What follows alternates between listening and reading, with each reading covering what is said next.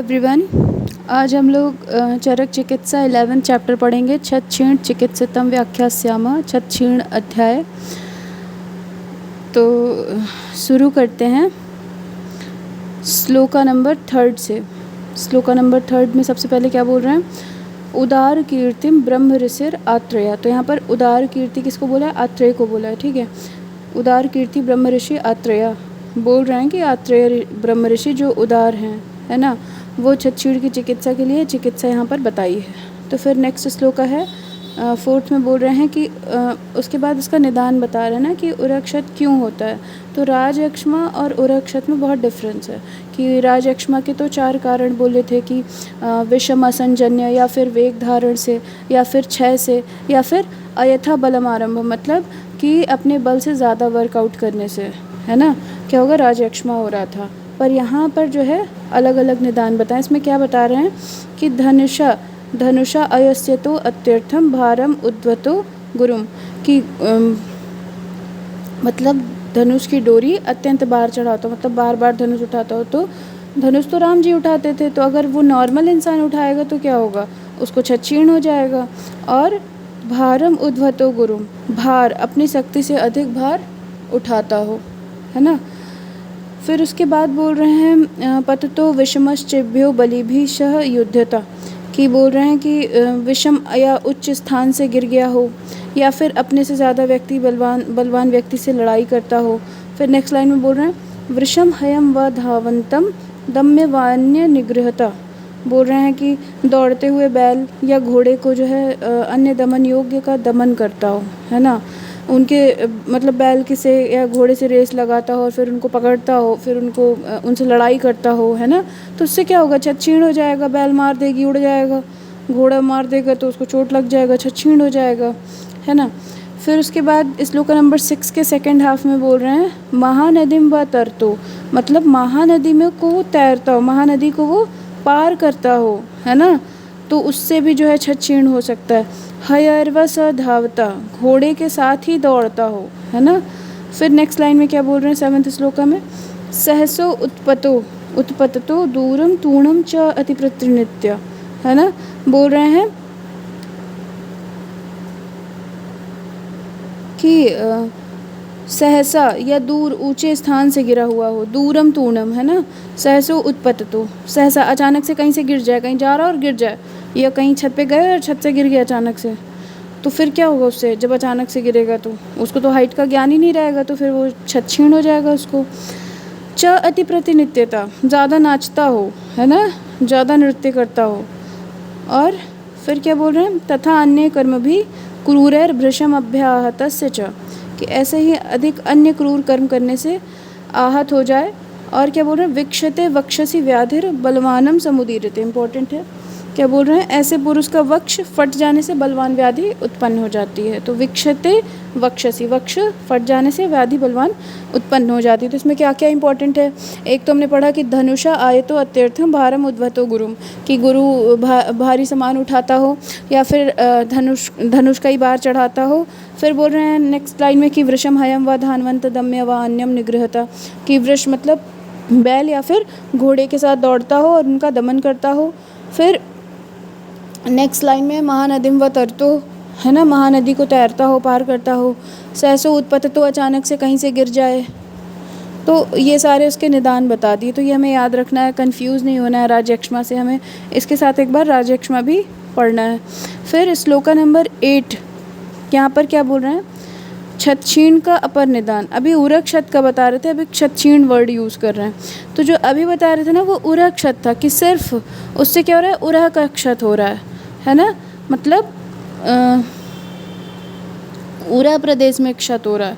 और जो भी छत्छीण बोल रहे हैं उसमें छत्छीण का जो है निदान बता रहे हैं, जो भी 8th श्लोका से आने वाला है, कि उसमें क्या लक्षण होगा, कि अगर व्यक्ति का छत हो जा रहा है या और छत होकर के वो छीण हो रहा है क्रम से, तो फिर क्या लक्षण होंगे उसके, मतलब क्या निदान होगा 8th श्लोक में। तो बोल रहे हैं स्त्री सुच अति प्रसक्तस्व रूपश अल्प प्रमितस्ना, है ना। तो अभी तो उरक्षत बता रहे थे कि अचानक से उरह में क्षत हो जाएगा, लेकिन अभी जो 8th श्लोक है ना वहाँ पे बता रहे हैं कि छत्छीण का क्या निदान होगा, कि व्यक्ति को छत हो, फिर उसके बाद धीरे धीरे वो छीण होगा, अचानक से छीण नहीं होगा, आराम से होगा। तो अभी क्या बोल रहे हैं, स्त्रीषु चातु प्रसक्तम रूक्षाल्प प्रमितासना। तो बोल रहे हैं कि रूक्ष, अल्प और प्रमित आसन करते हुए वो स्त्री का अधिक सेवन करता हो, अधिक आसक्त रहता हो स्त्री में। तो ये इम्पॉर्टेंट है 8th श्लोका में। स्त्रीषु च अति प्रसक्तश्वम रूक्ष अल्प प्रमितासना, है ना, रूक्ष और अल्प और प्रमित आसन करता हो। तो प्रमित आसन क्या होता है कि मात्रा और काल के विपरीत, मतलब ना तो उसको मात्रा से मतलब है ना तो उसको काल से मतलब है, दैट इज़ प्रमितासन, है ना। कभी भी खा लेता हो, कितना भी खा लेता हो, तो वो प्रमितासन है। फिर बोल रहे हैं उरो विरुज्यते तस्य भिद्यते अथ विभज्यते प्रविड्यते तथा पार्श्वे सुप्तत्यंग प्रवेपते, है ना। बोल रहे हैं कि जो उसके वक्ष स्थल में पीड़ा होती है उसका वक्ष प्रदेश फट जाता है। उरो विरुज्यते मतलब उर में उसके वेदना होती है, तस भिद्यते अथ विभज्यते कि उसका वक्ष प्रदेश फट जाता है और टूटने के समान पीड़ा होती है। इसके बाद क्या होता है, दोनों पार्श्व में, पार्श्व सुप्त्यंग प्रविपते, दोनों पार्श्व में पीड़ा होने लगती है और अंग उसका सूखने लगता है। इसमें मेन इंपॉर्टेंट है 10th श्लोका, ये रेफरेंस है ना।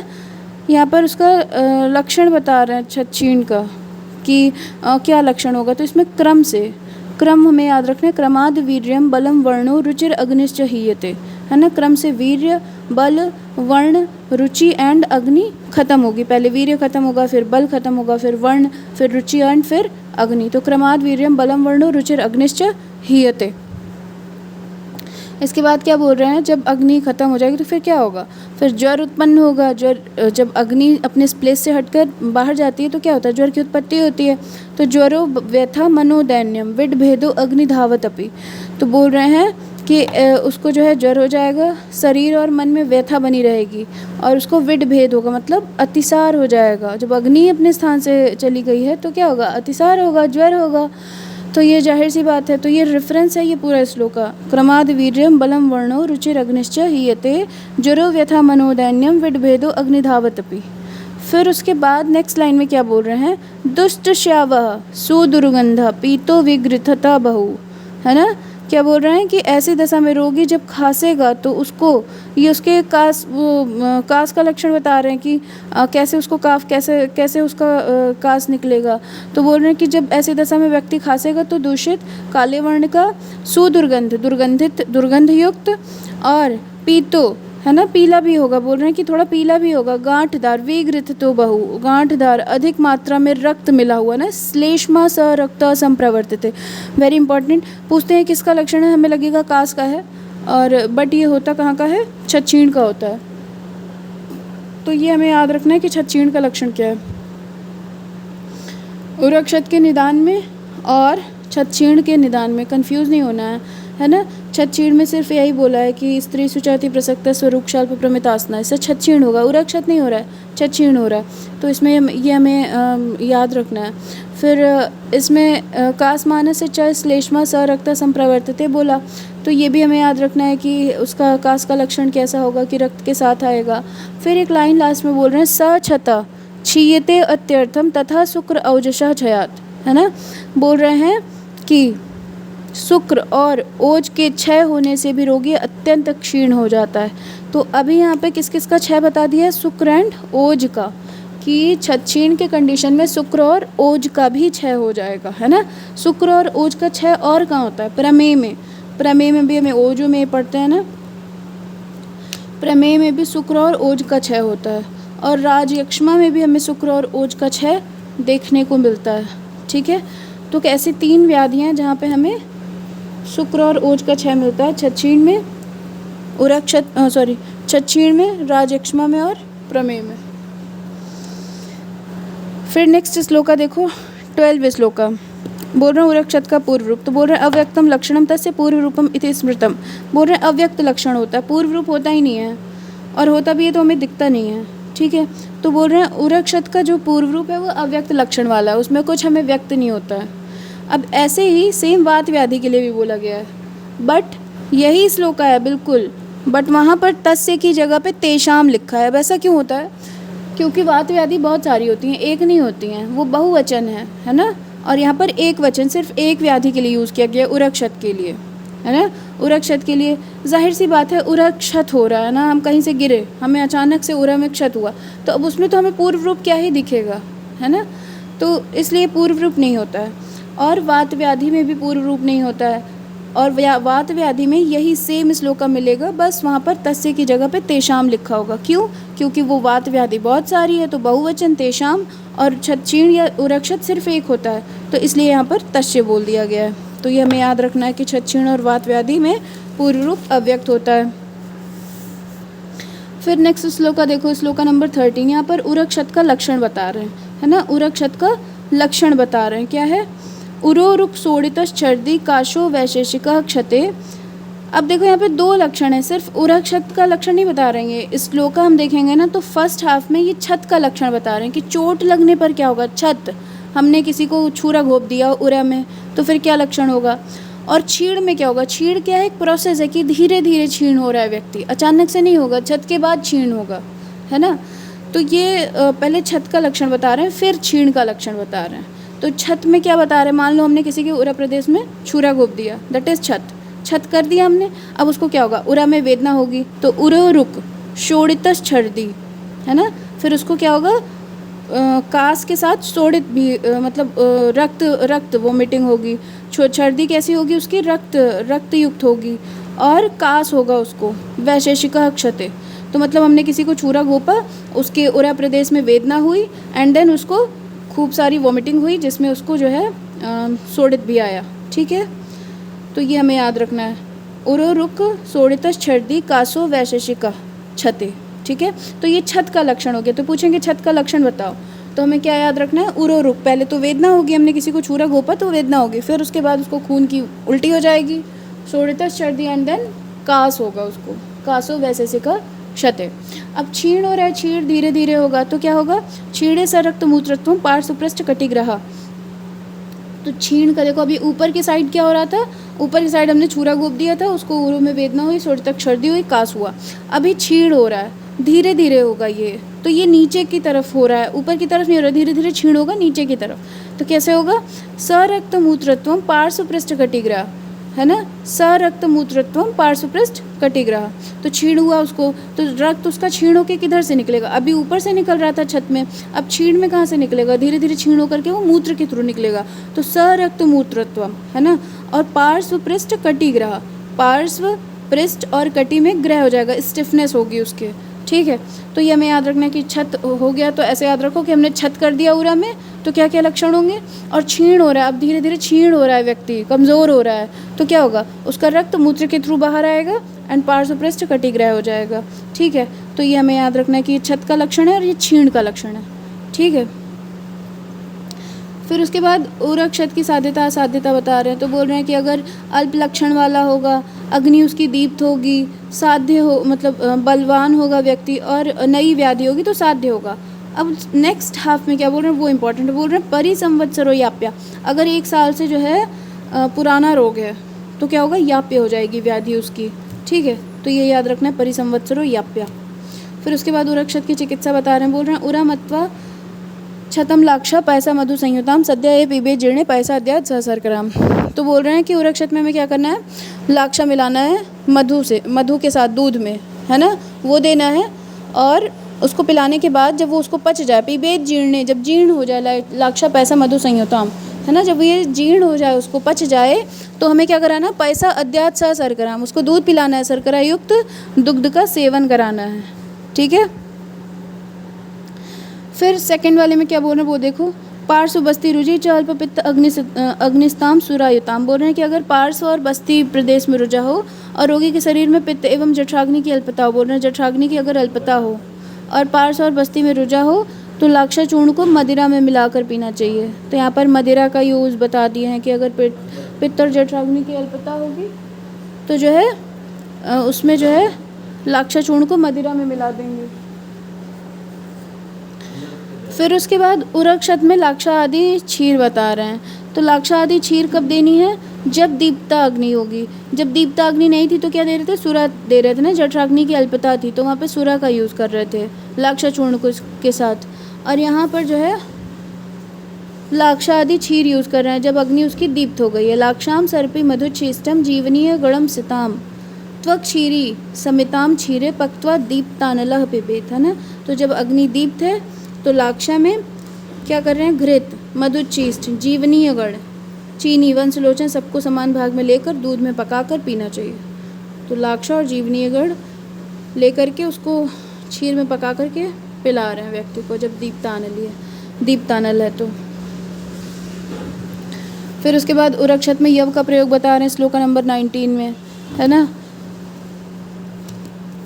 इम्पॉर्टेंट नहीं है। फिर उसके बाद श्लोका नंबर 20 इम्पॉर्टेंट है। मधुकादि योग कब बता रहे हैं कि जब काशी और पार्श्वस्थी सूली हो, कि व्यक्ति को काश हो रहा है और पार्श्व में सूल है, पार्श्व वेदना है, तो उसको हम जो है मधुकादि योग देंगे। इसमें क्या क्या है, मधुक, दोनों मधुक है ना, मुलेठी एंड मुनक्का, मुलेठी एंड वो महुआ, मधुक और द्राक्षा त्वक्षीरी पिप्पली बला, ठीक है। तो मधुक द्राक्षा त्वक्षीरी पिप्पली बला, ठीक है, त्वक्षीरी पिप्पली बला, द्राक्षा त्वक्षीरी पिप्पली बला। तो ये 6 ड्रग्स हैं और इसको जो है मधु और घृत में फेंट करके चटाने को बोल रहे हैं। इससे किसमें, काशी और पार्श्वस्थी सूली में, ठीक है। तो ये मधुकादि योग इनके लिए बताया गया है, किसके लिए, काशी एंड पार्श्वस्थी सूली के लिए। तो इम्पॉर्टेंट है कि पूछेंगे काशी और पार्श्वस्थी सूली के लिए क्या क्या बताया, तो मधुकादि योग बता दिया है। फिर उसके बाद एलादि गुट्टिका मिलता है। तो एलादि गुट्टिका में क्या इंपॉर्टेंट है, इसमें 3 ड्रग्स मेनली हमें याद रखना है। आधे अक्ष में मतलब आधे कर्स में यूज़ कर रहे हैं। क्या क्या है वो, त्वग एला एंड तेज पत्ता, है ना, तेज पत्र, दालचीनी, तेज पत्ता और छोटी इलायची का दाना, ये आधा आधा कर्स सब यूज़ कर रहे हैं। तो ये हमें याद रखना है। इसको हम टेड से याद रख सकते हैं, TED, टेड टॉक्स होते हैं ना, तो उससे याद रखो। T से हो जाएगा तेज पत्ता, E से हो जाएगा एला, D से हो जाएगा दालचीनी, ठीक है। ये हम आधा आधा कर्स लेते हैं और इसमें जो है भावना जो है मधु की देते हैं, ठीक। देखो सेकंड लाइन में बोल रहे हैं, संचूर्णे मधुनाम युक्ता गुटिकाम संप्रकल्पयित, मधु मिला करके तब गुटिका बनाएंगे। और कितने, अक्ष मात्रा, है ना, 1 अक्ष की गुटिका बनानी है। अक्ष मात्रा ततश्चय का भक्षयेत अन्ना दिने दिने, इस गुटिका को मनुष्य प्रतिदिन एक एक भक्षण कराना। अक्ष मात्राम ततश्चय का भक्षयेत अन्ना दिने दिने।